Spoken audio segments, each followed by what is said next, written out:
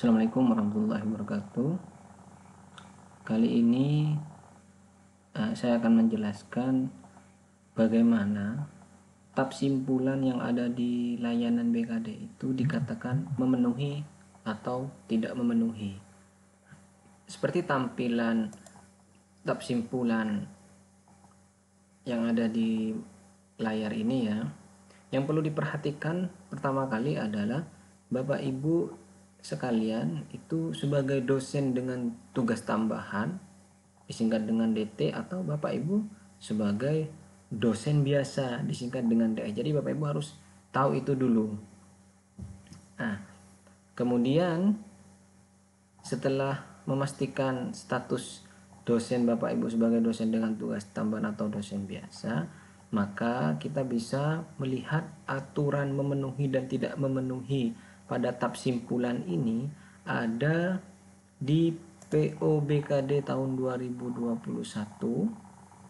Nah, mari kita lihat dulu PO-BKD-nya Bapak Ibu ya, seperti ini ya, saya tampilkan PDF-nya. Itu terletak pada halaman 18 Bapak Ibu ya, poin F. Sebentar saya perbesar terlebih dahulu. Nah, ini ya Bapak Ibu ya. Kriteria memenuhi dan tidak memenuhi. Asesor BKD dalam melakukan penilaian pada akhirnya harus menetapkan hasil penilaian dalam kategori memenuhi atau tidak memenuhi. Memenuhi disingkat dengan M, tidak memenuhi disingkat dengan TM. Nah, seorang dosen dikatakan memenuhi M jika yang bersangkutan melaksanakan tugas tridharma dan penunjang minimal 12 SKS dan maksimal 16 SKS. Untuk dosen dengan tugas tambahan, unsur pendidikan minimal 3 SKS dan semua unsur dapat dilakukan dengan jumlah keseluruhan minimal 3 SKS dan maksimal 16 SKS. Sebaliknya, dosen dikatakan tidak memenuhi jika yang bersangkutan tidak dapat memenuhi kewajibannya. Adapun kriteria tersebut dapat dilihat pada tabel 3 di bawah ini. Nah, ini Bapak Ibu. Jadi, bentuk tabel kriteria memenuhi itu seperti ini. Pertama, jenis dosen. Nah, ini yang nomor 1 ini dosen biasa Bapak Ibu ya. Dosen biasa itu dosen yang tidak memiliki jabatan struktural di universitasnya, mulai dari rektor sampai ke fakultas sampai ke prodi, seperti itu Bapak Ibu ya. Oke, misal saya dosen biasa, maka untuk dosen biasa bisa dikatakan memenuhi dengan syarat yang pertama, unsur kegiatan pendidikan yaitu kumbe-nya ya. Kalau kum-A ini sebenarnya ijazah. Kumbe pendidikan dan pengajaran, membimbing mahasiswa, dosen wali dan lain-lain sebagainya itu ya, ditambah penelitiannya minimal 9 SKS.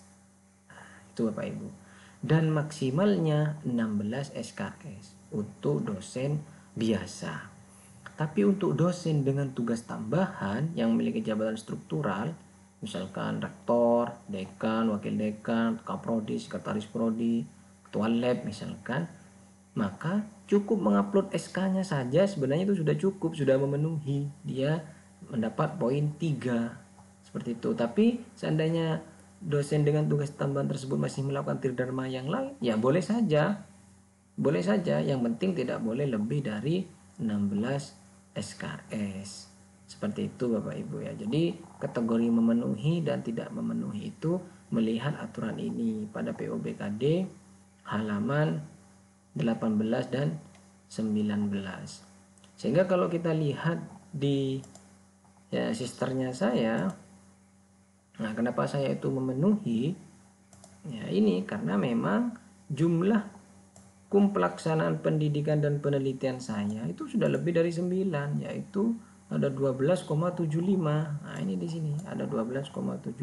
Di sini dijelaskan kalau dosen biasa itu minimal 9 SKS.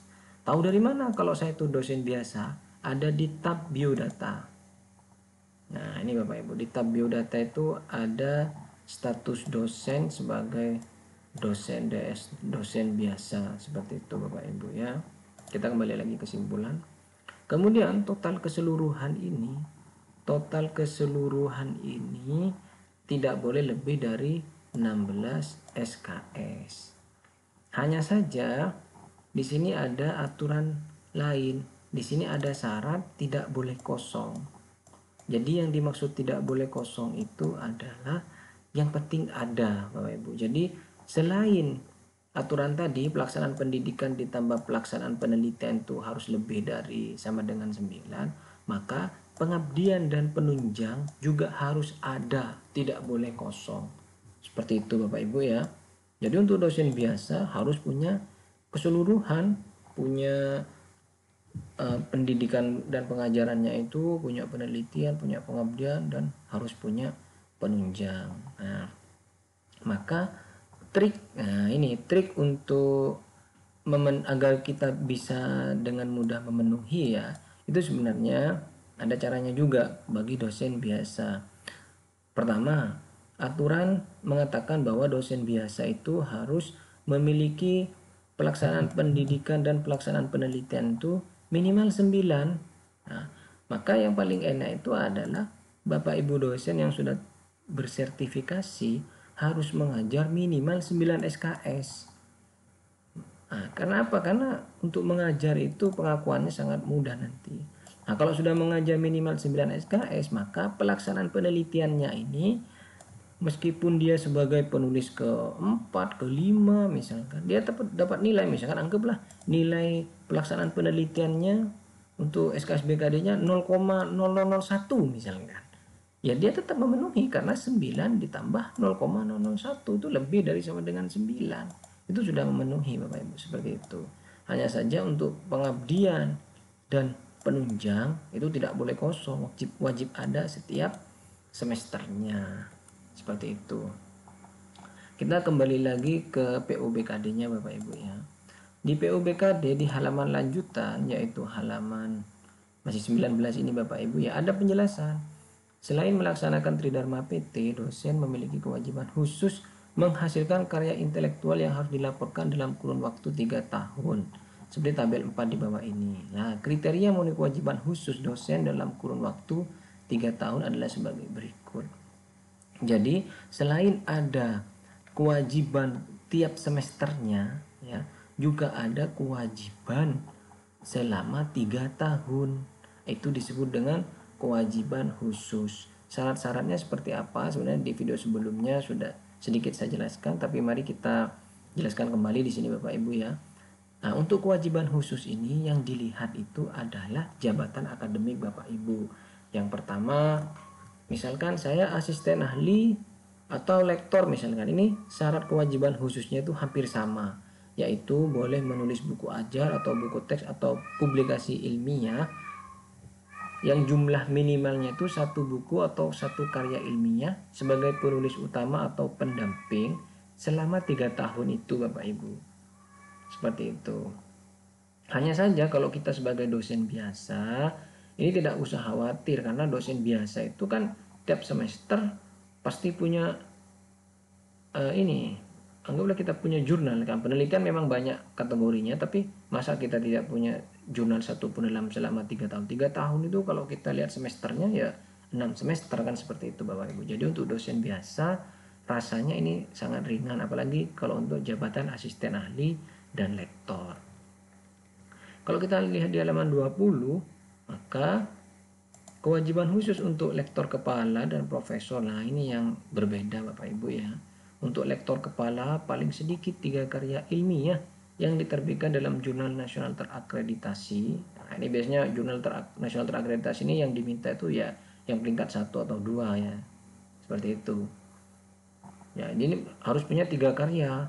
Salah satunya sebagai penulis utama, penulis pertama atau penulis korespondensi. Nah, salah satunya. Jadi dari 3 itu 1 penulis utama atau korespondensi, yang lain boleh anggota. Atau bisa diganti juga bagi yang lektor kepala itu paling sedikit punya 1 jurnal internasional atau paten atau karya seni monumental, desain monumental. Maka kalau punya jurnal internasional sebagai penulis utama atau pendamping. Nah, tapi biasanya ini yang diminta jurnal internasional itu adalah yang Scopus. Misalkan yang memiliki Q1 sampai Q4 itu biasanya ini Bapak Ibu ya. Untuk profesor sudah tidak perlu saya jelaskan Bapak Ibu ya.